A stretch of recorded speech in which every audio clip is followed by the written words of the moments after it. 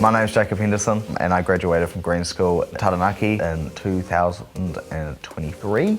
The best thing about Green School would probably be the more outdoor and hands-on curriculum. I think it just set me on my path, introducing me more to my environment, and now I'm a diver. I'm doing a Diploma in Environmental Management. It's very hands-on. Projects are always surveys and they're not stuck in a classroom all the time. I just love diving. It's an entirely different environment, a completely different world. There's always something new to look at, even if you dive in the same spot. I'm Dean Tully, I'm Academic Leader for Marine and Environmental Management at Ohomai Institute of Technology.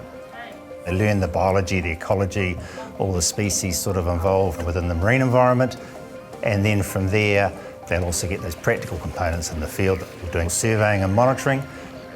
These environments are really threatened nowadays, mainly through sort of human impacts. This is where they can learn more about what's in the oceans and push themselves further to be able to protect those oceans going forward.